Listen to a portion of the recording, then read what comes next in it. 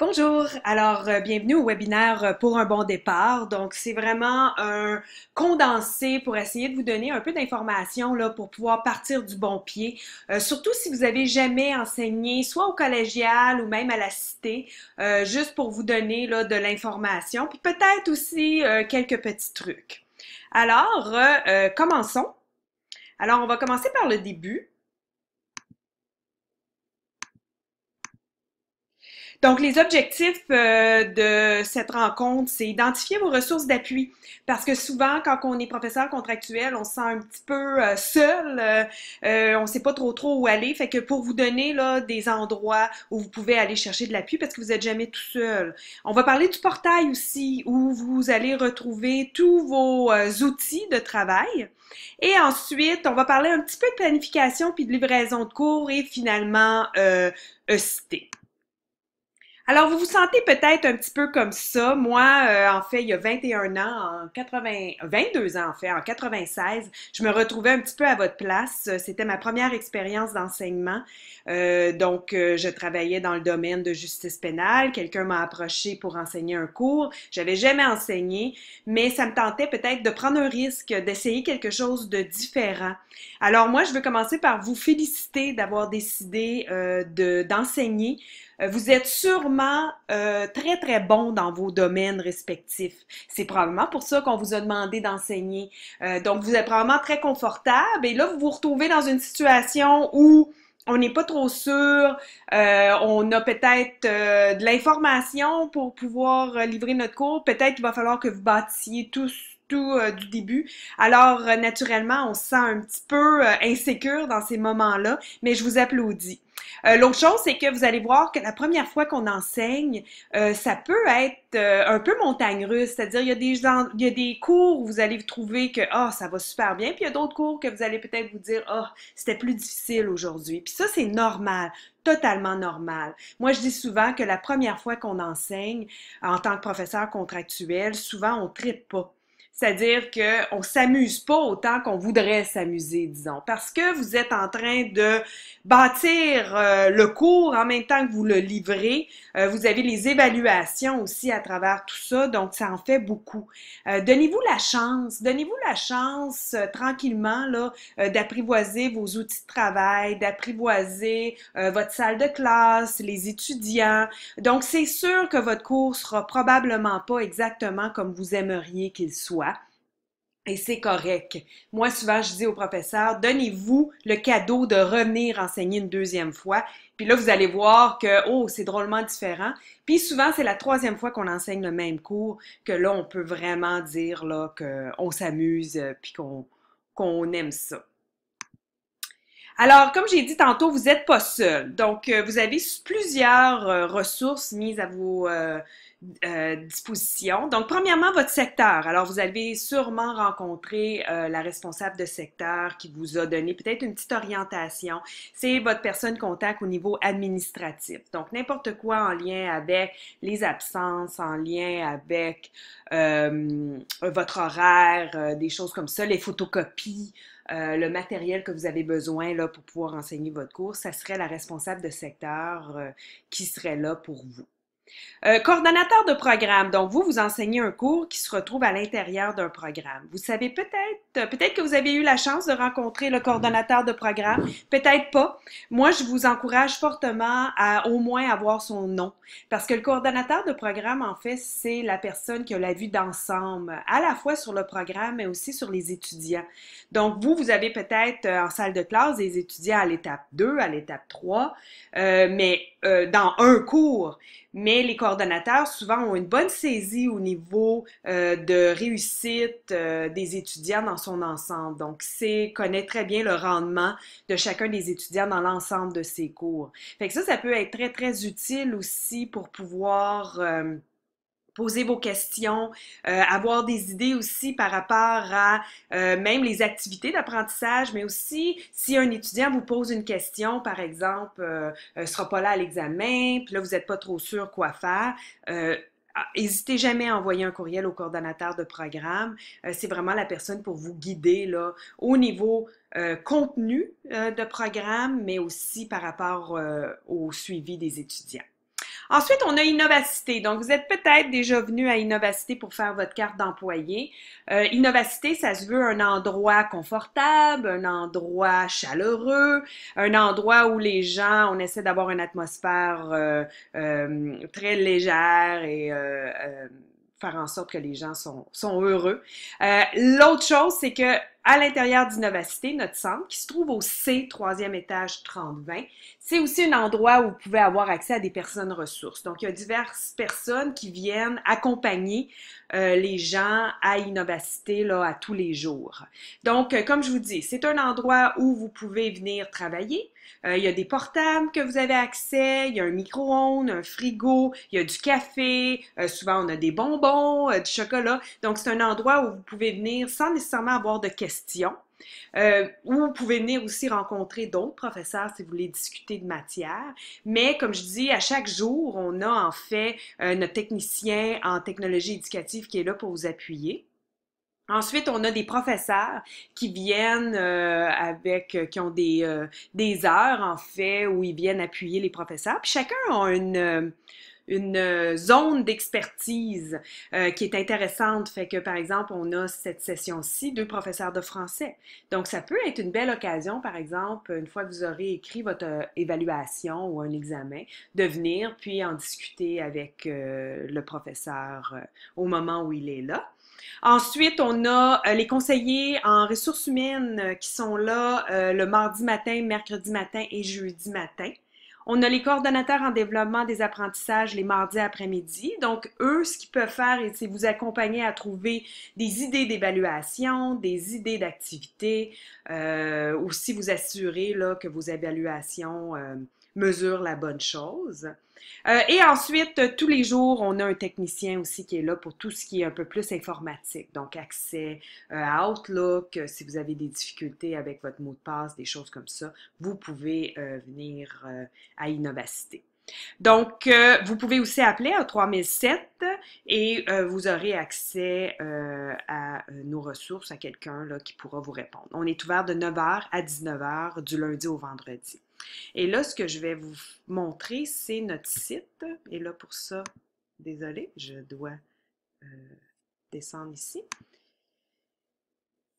Donc, si vous tapez innovacité.com, pas d'accent, mais c'est tout, innovacité.com, vous allez arriver à notre site et c'est là que vous pouvez voir l'horaire des différentes personnes qui viennent donner de leur temps, si on veut, là, à Innovacité. Éventuellement, il va y avoir à côté de chaque nom un petit « i » qui va vous indiquer là, les zones d'expertise. On n'a juste pas fini de les rentrer encore. Et vous avez les horaires. L'autre chose que vous allez retrouver aussi, c'est des clips, donc qui vont pouvoir vous aider par rapport à E-Cité, puis tantôt on va en reparler un petit peu. L'autre chose, c'est qu'on a un calendrier d'activités. Donc, on a des petites activités très informelles à l'intérieur d'Innovacité. Si jamais vous êtes libre et vous voulez venir, vous n'avez pas besoin de vous inscrire. C'est des activités qui se déroulent avec les gens qui se présentent. Puis à chaque mois, là, on affiche nos activités ici. Ensuite, on a des petits clips au niveau formation. En fait, le webinaire, ce webinaire-là, vous l'avez probablement accédé à travers Hiver 2018. Et finalement, l'autre chose que je veux vous attirer votre attention, c'est que les mercredis soirs de 19h à 21h, on a une professeure qui va vous accompagner à distance.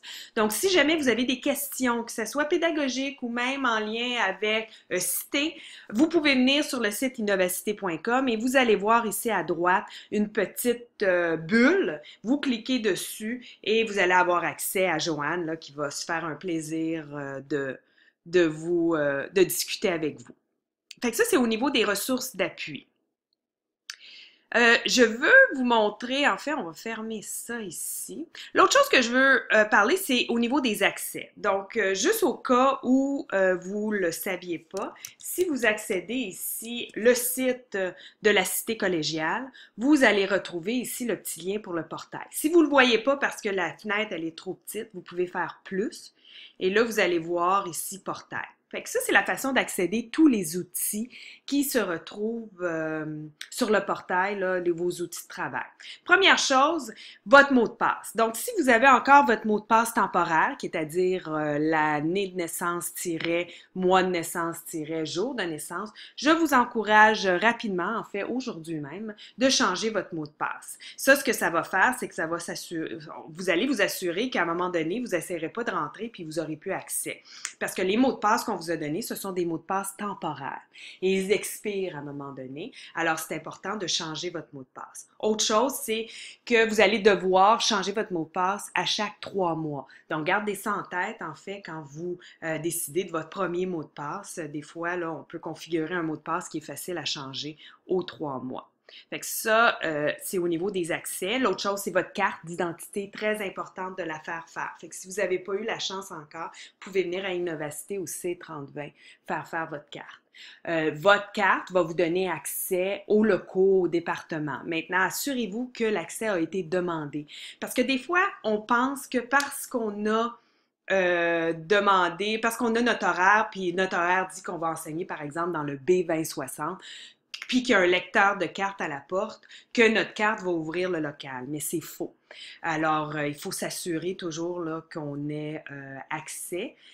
Donc, vous pouvez passer par la responsable de secteur pour vous assurer que vous avez bien les locaux de programmer sur votre carte. Je vais vous montrer aussi où vous pourriez envoyer une demande vous-même pour la programmation de votre carte. Fait que ça, c'est pour accéder au portail. Maintenant, ce qu'on va faire, c'est qu'on va aller ici. Quand vous cliquez votre portail, voici ce que vous allez voir. Alors, vous avez de l'information ici qui est assez pertinente. Donc, la première chose qu'on va faire ici, c'est que je vais attirer votre attention vers Guide des programmes. Quand vous cliquez là-dessus, vous allez voir tous les programmes ont un guide.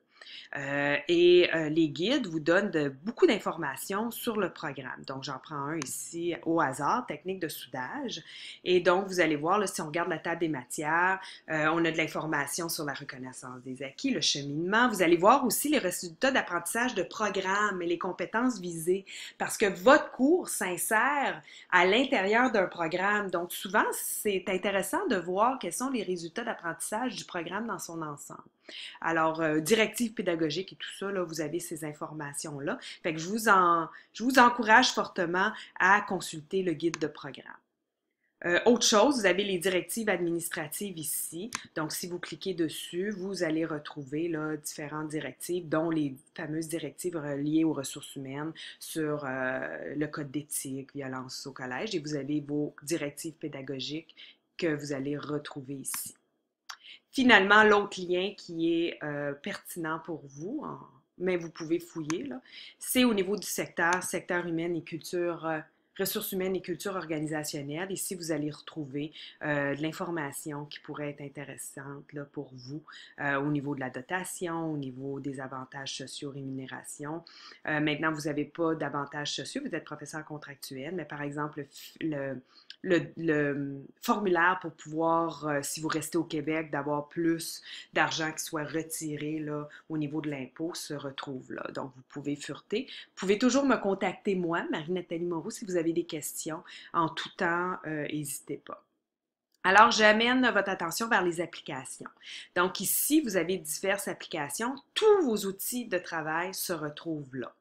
Donc, la première chose que vous allez retrouver, c'est le dossier employé que vous avez probablement consulté. Oups, là, ici, j'ai comme une expiration, donc ça se peut très bien que je ne puisse pas. Il y a peut-être un... OK, parfait. Alors, vous avez probablement accédé là, pour signer votre contrat de façon électronique. Ici, pour accéder l'accueil employé. Et là, vous allez avoir des petites tuiles. Dépendamment de votre statut, vous allez avoir des tuiles différentes. Vous allez retrouver votre bordereau de paie ici. Vos contrats, probablement, vous l'avez cliqué ici. Vos données personnelles aussi, vous pouvez les changer vous-même. Donc, si vous déménagez, vous pouvez indiquer là, votre nouvelle information. Ça, c'est pour dossier employé. Outlook, c'est notre courriel corporatif.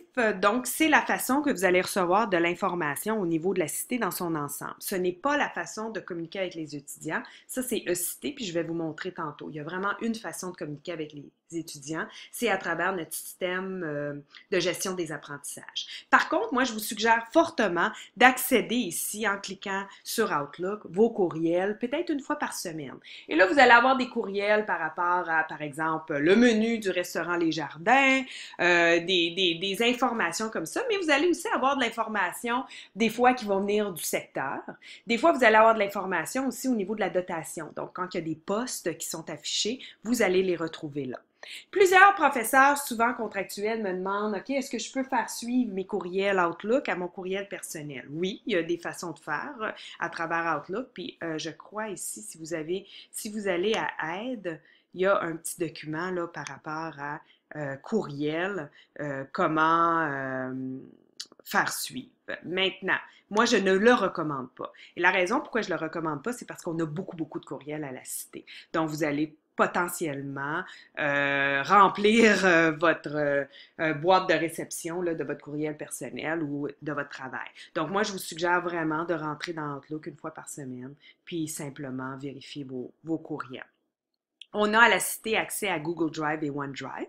Donc, ce sont des plateformes nuagiques où vous pouvez mettre des documents, créer des documents et partager aussi des documents là, avec différents collègues ou même avec les étudiants. Donc, si jamais vous voulez en apprendre davantage sur l'utilisation, vous pouvez venir à Innovacité là, à n'importe quel moment, du lundi au vendredi de 9 à 7.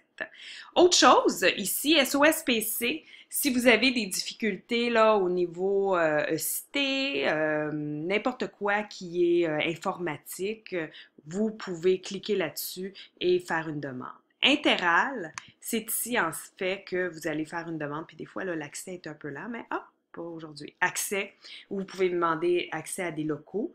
L'autre chose, c'est que si vous avez remarqué un bris d'équipement ou il y a une chaise de brisée dans votre salle de classe, des choses comme ça, c'est important de le signaler. Puis ça serait l'endroit où le signaler. Parce que si personne le signale, souvent, ce n'est pas réparé. N-Campus, c'est ici aussi où vous pouvez réserver des locaux. Donc, si vous avez besoin d'un local avec vos étudiants, par exemple, pour une session d'études ou n'importe quoi, vous pouvez trouver un local ici en cliquant ici. Puis là, ça va vous demander là, différentes questions.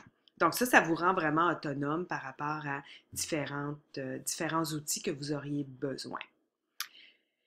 Donc, ça fait un peu l'ensemble du portail. On va y revenir tantôt pour parler plus spécifiquement de cité. Maintenant, je veux parler un petit peu plus au niveau de l'enseignement. Donc ici, on a parlé ici du portail. Souvent, on a un peu la tendance d'enseigner comme on nous a enseigné. Donc, si vous, dépendamment de quelle génération vous trouvez, souvent, on s'est retrouvé dans des situations d'apprentissage où on a un professeur en avant qui nous donne du contenu. Et nous, ben, on écrit le contenu, puis ensuite, on le redonne sur l'examen. Maintenant, l'apprentissage est beaucoup plus actif, c'est-à-dire qu'on essaie vraiment de mettre l'étudiant au centre de l'apprentissage, puis en fait, ça l'aide beaucoup plus à intégrer des notions pour le préparer pour le marché de travail que simplement recevoir de l'information. De toute façon, aujourd'hui, tous, on a accès à beaucoup d'informations. Donc, c'est pas comme il y a 30 ans où on n'avait pas accès à Internet, alors de l'information, la seule place où on pouvait la retrouver, c'était en salle de classe, le professeur qui nous donnait, ou dans un livre. Là, maintenant, on peut facilement accéder de l'information. Par contre, comment savons-nous que c'est de la bonne information? Et ça, c'est le genre de compétences qu'on veut commencer à développer chez nos étudiants. Donc, de pouvoir, en fait, savoir quels sont les sites qui sont officiels ou les sites auxquels on peut se fier. Des choses comme ça rentre plus dans compétences, un petit peu comme la pensée critique, comment bien résumer son idée, la résolution de problèmes. Donc, on axe beaucoup plus maintenant l'apprentissage à travers des stratégies actives qui permettent aux étudiants de développer ces compétences-là dans un domaine donné que nécessairement donner du contenu. Et moi, je vous dirais là, que vous, en tant qu'enseignant, vous avez une chose en commun avec vos étudiants, c'est sûr. Vous avez été étudiant vous-même. Fait que si vous prenez 10 secondes présentement, juste à réfléchir à un professeur, que ce soit au primaire, au secondaire, au collégial ou même à l'université, qui vous a particulièrement marqué, un professeur que vous considériez comme un bon professeur, qui vous a vraiment aidé dans votre apprentissage. Pensez à ce professeur-là, ce qu'il faisait en classe, ce qui facilitait votre apprentissage, et c'est probablement exactement ce que vos étudiants ont besoin pour faciliter leur apprentissage. Donc, vous en avez un certain bagage pédagogique parce que vous avez déjà été étudiant. Maintenant, c'est pas facile quand on a une notion de l'enseignement qui est, par exemple, je vais préparer mon PowerPoint, je vais avoir des diapositives, je vais passer mes diapositives en salle de classe, les étudiants vont prendre des notes. Des fois, on fait des notes trouées aussi pour pas qu'ils prennent tout en notes. Mais comment on passe de tout ça à mettre l'étudiant au centre de son apprentissage? Donc, je vais vous donner quelques petits trucs là, comme on va avancer. Les évaluations, ça c'est l'autre partie qui est essentielle à votre job d'enseignant, mais qui est pas facile. C'est pas facile d'écrire une bonne évaluation. Puis et de bien évaluer. Encore là, vous pouvez sûrement penser à des évaluations que vous-même vous avez passées qui n'étaient pas nécessairement, qui mesuraient pas nécessairement ce que ça devrait mesurer. Donc, vos évaluations, il faut toujours se poser deux questions. Premièrement, est-ce qu'on mesure vraiment la bonne chose à travers notre évaluation et est-ce qu'on l'évalue au bon niveau? Fait que je vous donne un exemple. Disons, puis où on se fie par rapport à ça, c'est que vous avez des résultats d'apprentissage de cours. Donc, dans le plan de cours, vous avez des résultats d'apprentissage de cours, probablement 4 ou 5, qui commencent par un verbe et qui essentiellement dit à l'étudiant à la fin du cours. Fait que dans ce cas-ci, ça peut être 13 semaines, 14 semaines, 15 semaines, 16 semaines des fois. Mais à la fin du cours, voici ce que l'étudiant va être en mesure de faire. Et ça, c'est important parce que, je vous donne un exemple. Disons, moi, dans mon domaine, OK? Moi, j'ai enseigné en justice pénale, j'enseignais un cours d'animation de groupe. Donc, c'est important que les étudiants soient capables de retirer de ce cours-là des notions qui leur permettraient, dans le domaine, d'animer des groupes. Si je les évalue avec un examen à choix multiples, même s'il est très bon, ou même un examen à réponse courte avec des études de cas, ça ne me permet pas d'évaluer est-ce qu'ils sont capables d'animer un groupe. Il fallait absolument au niveau d'évaluation que je les mette en situation active où ils animaient un groupe. Pas nécessairement animer pendant 1 heure nécessairement, mais juste de mettre en application des notions qu'ils auraient appris. Fait que c'est sûr que j'ai besoin de leur donner une base au niveau de connaissances. Fait que c'est sûr qu'il y en a une composante de théorie, comment on bâtit une animation, quelles sont les techniques d'animation. Mais il faut que, éventuellement, je puisse les évaluer à savoir est-ce qu'ils sont capables d'animer un groupe. Donc, c'est ce que je veux dire par est-ce qu'on mesure la bonne chose? Est-ce qu'on mesure vraiment le résultat d'apprentissage de cours? Puis est-ce qu'on l'évalue au bon niveau? S'il y a besoin d'analyser quelque chose, est-ce que c'est ça que l'évaluation nous permet d'apprécier? Est-ce qu'il est capable d'analyser? S'il y a besoin de faire quelque chose, est-ce qu'il est capable de le faire? Mais pas seulement au niveau des connaissances puis sa mémorisation. Donc ça, c'est un point important. Maintenant, je suis très consciente, pour n'être pas pédagogue moi-même, c'est-à-dire moi, j'ai jamais étudié en éducation ni en pédagogie, j'ai appris sur le tas, comme on dit. Donc, je sais très bien qu'une évaluation, c'est pas facile à écrire. Puis souvent, on garde les évaluations proches, c'est-à-dire qu'on les montre pas à des collègues parce qu'on n'est pas trop sûr.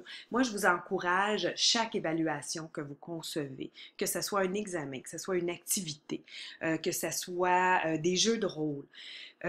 Consultez un collègue, demandez l'avis de quelqu'un, puis vous allez voir, votre évaluation va être beaucoup plus riche après. Nous, à Innovacité, ça nous ferait un plaisir de regarder les évaluations avec vous, puis vous donner de la rétroaction. Au niveau de la livraison, si on vient à contenu versus l'intégration des compétences, moi, je vous suggère la règle du 20-20-20.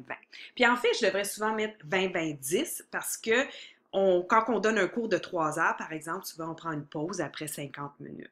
Donc, c'est important de ne pas nécessairement rester dans la théorie. Fait que le 20-20-10, si vous voulez, c'est 20 minutes de théorie. C'est sûr qu'à un moment donné, ils ont des notions à apprendre.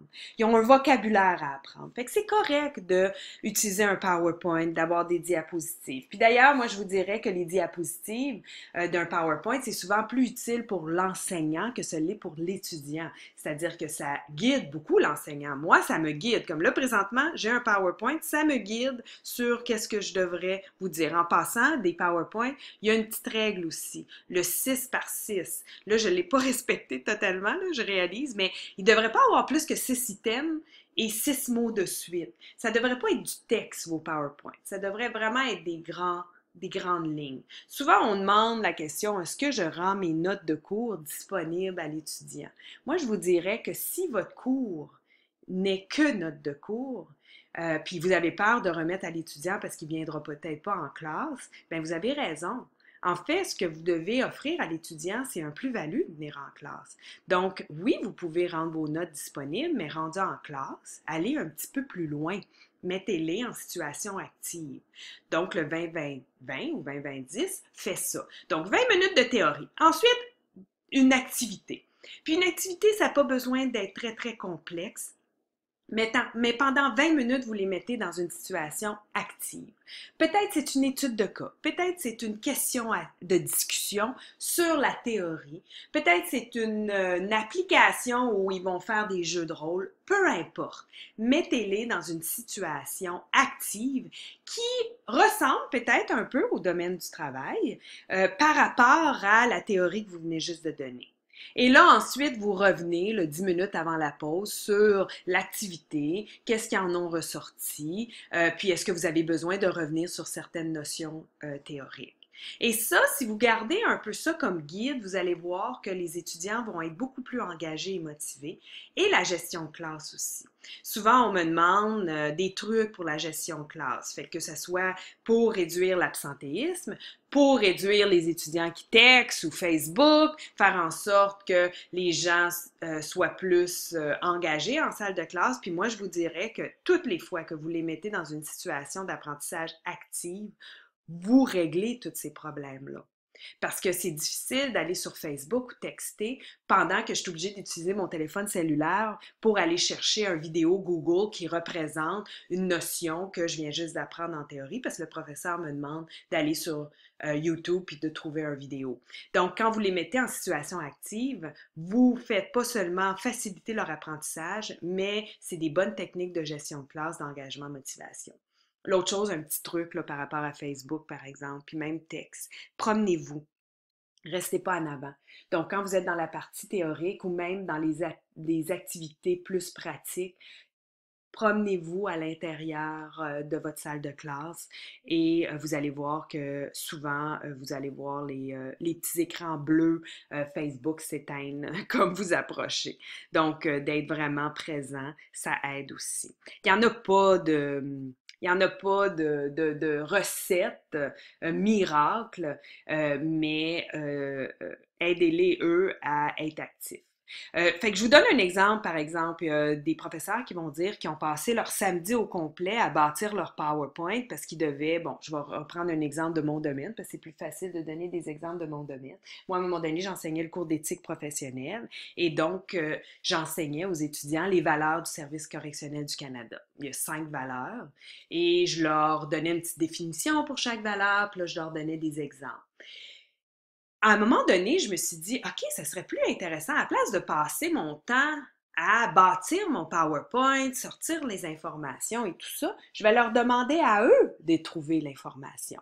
Fait que là, je les mettais en équipe, chacun avait une valeur où ils devaient trouver, aller sur le site du Service correctionnel du Canada. Fait que là, ils apprenaient la compétence, qu'est-ce qu'une bonne source? Comment fouiller un site Internet rapidement pour avoir une information rapide? Ils trouvaient la valeur. Ils bâtissaient eux-mêmes le PowerPoint qui était pour présenter à leurs collègues et il fallait qu'ils trouvent un exemple. Fait que soit un exemple vidéo, soit un exemple dans un article de journal, mais qui représentait grosso modo la valeur. Et là, ce qui arrivait, c'est que les étudiants intégraient beaucoup plus au niveau de leurs valeurs, mais là, ils étaient curieux de voir qu'est-ce que les autres équipes avaient fait ou trouvé pour pouvoir illustrer, par exemple, la valeur. Donc, ça, vraiment, ça aidait l'apprentissage de l'étudiant et ça faisait en sorte aussi, moi, je dis souvent en tant que professeur, là, ça devrait être l'étudiant qui travaille le plus, pas vous. Vous ne devriez pas travailler plus que l'étudiant. C'est son apprentissage. C'est lui qui est responsable.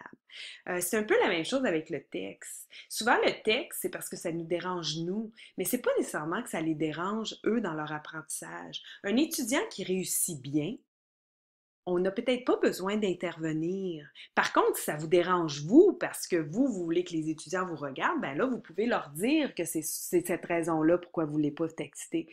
Mais il faut faire attention de ne pas leur dire ben c'est pour leur réussite, puis parce qu'ils ne peuvent pas faire deux choses en même temps, parce qu'il y en a plusieurs qui sont capables. Moi, je me souviens, dans mon temps, euh, quand j'ai commencé à enseigner, les étudiants souvent écrivaient dans leur agenda, ils dessinaient. Il y en a des étudiants qui ont besoin d'être actifs pour pouvoir bien écouter. Fait que c'est juste une pensée comme ça, là. C'est pas tout le temps évident qu'il faut retirer nécessairement là, les appareils électroniques et tout ça. Puis encore là, si vous les utilisez dans le contexte du cours, ça devient intéressant.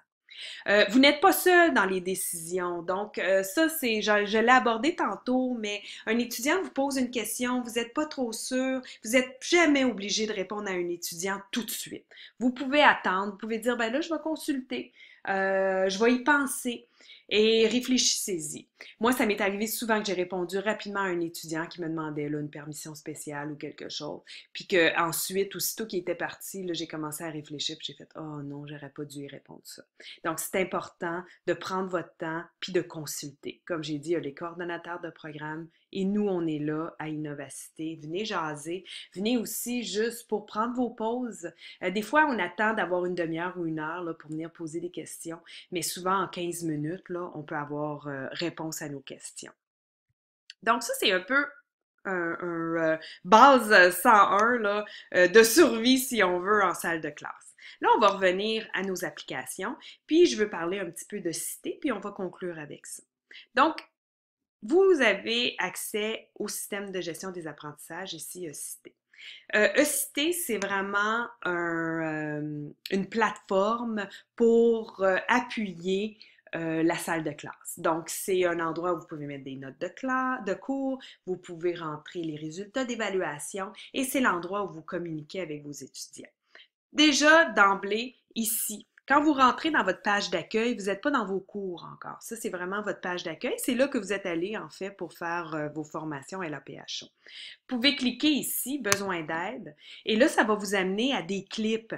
Donc, disons que vous dites, communiquer avec les étudiants, comment on fait ça encore pour envoyer des courriels? Si vous cliquez là-dessus, vous allez avoir accès à un petit clip. Puis vous voyez, là, vous avez tous les clips aussi qui sont énumérés là. Donc ça, c'est une bonne chose à savoir que vous pouvez, de façon autonome, là, si vous voulez, visionner des clips sur l'utilisation de Cité. Une fois que vous êtes à l'intérieur, ici, vous avez une petite enveloppe. Ça, c'est pour savoir si vous avez reçu des courriels. Donc, vous cliquez là-dessus, courriel. Et ça, c'est la boîte de réception des courriels entre vous et les étudiants. On va revenir au niveau des courriels. Fait que ça, c'est la façon pour vous de consulter si vous avez des courriels ou pas. Pour sélectionner votre cours, sélectionnez le cours, vous allez le trouver ici. Fait que des fois, de rentrer juste, là, moi, c'est le monde des affaires. Fait que de rentrer juste les premiers mots de votre cours peuvent souvent aider à le trouver. Vous avez des petites punaises. Une fois que vous l'avez trouvé, vous pouvez cliquer la petite punaise et là, ça va faire en sorte qu'il va sortir en premier. Fait que là, moi, c'est un exemple de cours. Fait qu'on va rentrer dans l'exemple de cours. Vous allez grosso modo retrouver ceci avec les onglets en haut à l'intérieur de votre cours. Ici, je vais vous montrer une couple de choses, mais encore là, il y a plein de choses que vous pouvez faire avec Cité, des forums de discussion, créer des pigeonniers pour que les étudiants puissent déposer leurs travaux. Donc, je vous encourage à venir à Innovacité ou à nous appeler au 3007 là, si vous voulez avoir une orientation un petit peu plus complète. Là, je vais vous donner seulement un aperçu de certains outils auxquels vous avez accès. Donc, liste des participants. Quand vous cliquez là-dessus, vous allez avoir la liste de vos participants avec leurs photos. Moi, ils se ressemblent tous, mais vous allez vraiment avoir chacun leur photo. Et votre photo est là aussi. Fait que c'est là qui accèdent à vous pour vous envoyer un courriel. Fait que disons que moi, je veux envoyer un courriel à Démo11. Je clique sur son nom et là, je peux lui envoyer un courriel. Fait que c'est vraiment là comme on envoie un courriel d'habitude. Puis vous pouvez même enregistrer votre voix si vous voulez lui donner un courriel auditif ou même téléverser un document. Fait que là, on va... Oh, fermé. Désolé. Ici. Si je veux envoyer un courriel à plus qu'une personne, je sélectionne à qui je veux les envoyer. Si je veux envoyer à tout le monde, je clique ici. Peut-être désélectionnez-vous, juste pour ne pas le recevoir aussi. Et là, vous faites courriel. Là, vous allez remarquer que destinataire, il n'y a personne qui est inscrit. Tout le monde est dans les copies masquées. Puis en fait, la raison pourquoi tout le monde est dans les copies masquées, c'est que chaque étudiant ne voit pas à qui vous avez envoyé le courriel. Fait que par exemple, si vous avez 5 étudiants qui ont failli l'examen et que vous voulez les inviter à venir vous voir, vous pouvez envoyer un courriel comme je viens juste de le faire, puis les étudiants ne sauront pas quel autre étudiant ont failli.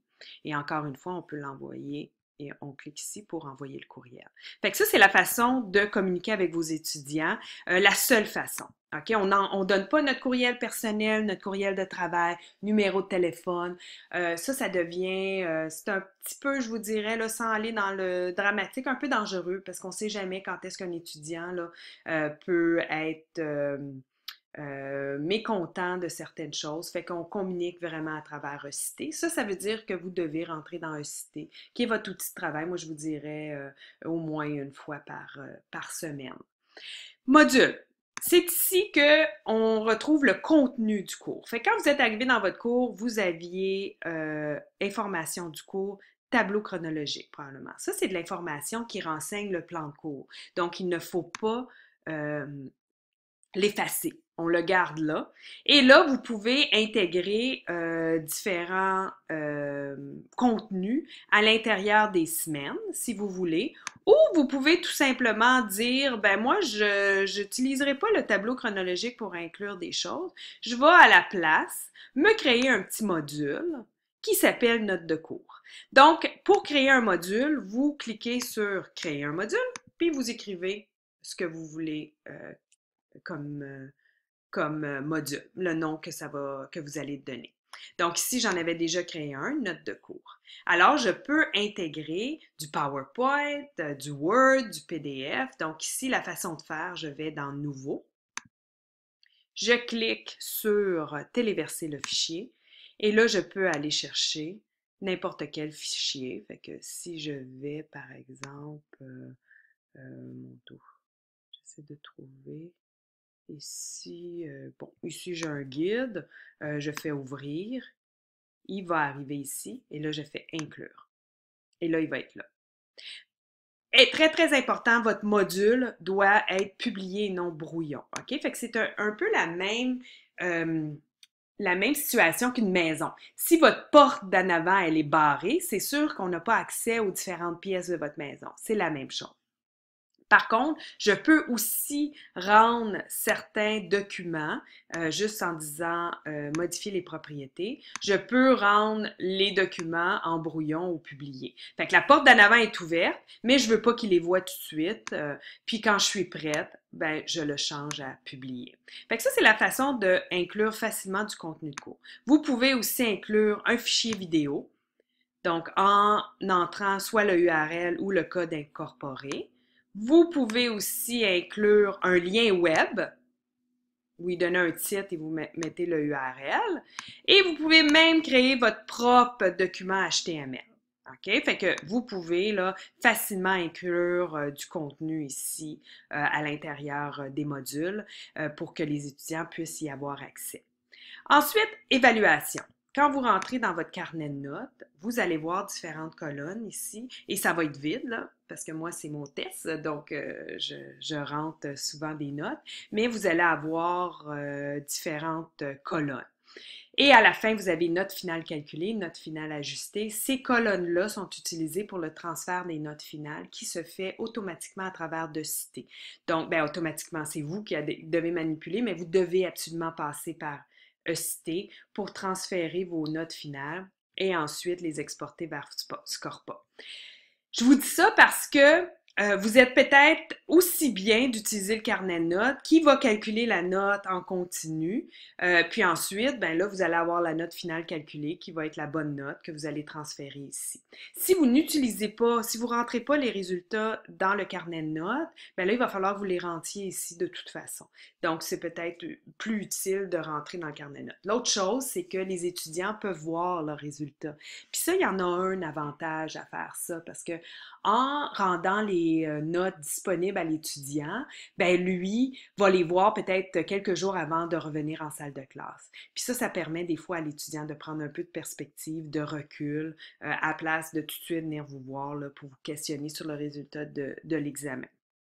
Ici, disons que j'ai quiz 1, je veux rentrer les résultats, je fais attribuer la note à tous, et là, je rentre les résultats. Comme ici, il n'y en avait pas, fait que là, je vais y mettre 78. Et là, je fais sauvegarder et fermer. Et là, vous allez voir, le 78 est rentré. Fait que ça, c'est la façon de rentrer les notes. Vous allez voir aussi au début savoir. Donc ça, c'est un système d'observation et de rétroaction pour les étudiants. Donc ce qu'on s'est aperçu, c'est que souvent par la semaine 5-6, on donne une rétroaction quantitative à l'étudiant, c'est-à-dire des notes sur son rendement, sur comment il va, tout ça. Mais c'est rare qu'on partage nos observations qualitatives qu'on fait de toute façon. Donc, en salle de classe, quand vous avez vos étudiants devant vous, probablement rapidement, vous avez une idée qui sont vos leaders, qui sont les étudiants qui sont moins engagés. Puis ça, ben, vous utilisez différents comportements pour le savoir. Est-ce que la personne arrive en retard souvent? Est-ce qu'il y a son matériel? S'il y a un uniforme, est-ce qu'il porte son uniforme? Est-ce qu'il remet ses travaux en retard? Est-ce qu'il est absent? Est-ce qu'il a un comportement un peu désengagé? Est-ce qu'il est souvent sur Facebook? Des choses comme ça. Vous le portez de toute façon, ce jugement professionnel-là sur le rendement de vos étudiants au niveau qualitatif. Ce que savoir permet, c'est de le communiquer à l'étudiant. Parce que ça, c'est la partie qu'on ne fait pas tout le temps parce que, on n'a pas tout le temps le temps d'aller voir chaque étudiant pour leur donner notre rétro, mais aussi parce qu'on n'a pas ce réflexe-là nécessairement de partager nos observations qui sont plus qualitatives. Fait que savoir qui se fait à la semaine 3 et 6 nous permet de le faire. Donc, c'est basé sur les feux de circulation, jaune, rouge et vert. Vert veut dire tout va bien. J'ai rien noté d'anormal, fait que ton rendement est satisfaisant. C'est rien de très plus compliqué que ça. Jaune, c'est qu'on a observé certains comportements qui nous inquiètent un peu, qu'on a le goût de partager avec l'étudiant. Rouge, c'est qu'on a observé des comportements qui mettent sa réussite à risque. Par exemple, si sur 3 cours, l'étudiant a été absent 2 fois, ben déjà là, ça commence mal. Si à la semaine 3, il y a toujours pas son manuel ou ses notes de cours, ben ça va mal. Donc, on lui communique cette information-là. On n'est pas en train de lui dire qu'il va faillir. Ce qu'on est en train de dire, c'est qu'il y a peut-être des petits ajustements à faire. Des fois, l'étudiant va venir vous parler, va venir vous demander pourquoi vous avez mis tel indicateur. On s'entend qu'à moins d'avoir une cohorte assez problématique, tous vos étudiants devraient être verts, sauf peut-être 1 ou 2, là. Donc, c'est pas une question d'essayer de trouver, c'est vraiment d'être capable de donner cette rétroaction-là. Et c'est assez facile à faire. Je vous dis, à la semaine 3 et 6, ça va vous prendre 5 minutes à faire. Donc, la façon que vous procédez, vous cliquez ici, attribuer la note à tous, là, j'avais déjà rentré, là, mais vous saisissez tout le monde. Et là, vous mettez tout le monde satisfaisant parce que probablement que tout le monde est pas mal satisfaisant.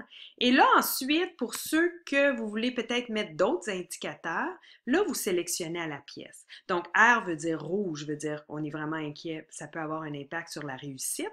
Jaune veut dire, je fais juste le signaler. Vert, tout va bien. Puis excellent, ben c'est si vous voulez vraiment noter à un étudiant là, que vous avez vraiment apprécié son leadership ou sa participation, vous pouvez toujours le faire comme ça. Vous pouvez cliquer ici aussi puis mettre un commentaire.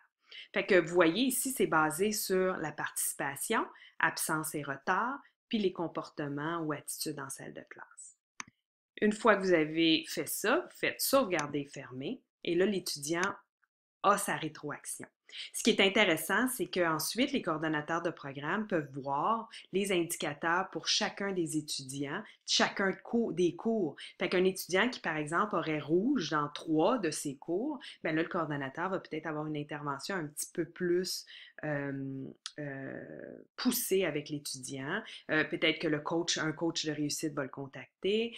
Donc, il y a différentes ressources là, qui vont être mobilisées pour voir si on peut accompagner l'étudiant là, vers la réussite. On le fait à la semaine 3 et à la semaine 6 parce que ça permet aussi aux étudiants là, de se réajuster.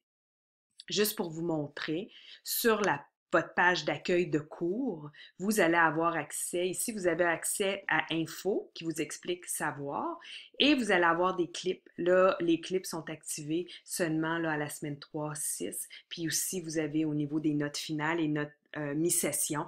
Donc, vous avez toute l'information ici que vous avez besoin là, pour pouvoir remplir vos indicateurs. Mais si vous avez des questions, vous pouvez nous appeler à 3007. Joanne est disponible aussi en soirée les mercredis et de 9 à 19 heures aussi, vous pouvez venir au centre. Donc, ça fait un peu le tour de cette peut-être petite formation 101 là, de base, comment survivre en salle de classe sa première session. Mais ceci dit, comme je vous dis, donnez-vous la chance, donnez-vous le temps d'apprentissage. Il y a des gens qui sont là pour vous aider. Puis, je vous souhaite une belle session, une belle rentrée. Si vous n'avez pas donné votre premier cours encore, votre premier cours, prenez le temps de mettre la table, présentez-vous, apprenez un peu qui est en salle de classe. Des fois, on rentre rapidement dans le contenu, dans la matière, mais souvent, ça donne un peu un ton là, si on prend le temps de se connaître un peu. Alors sur ce, j'espère vous croiser à Innovacité. Moi, mon bureau, il est là.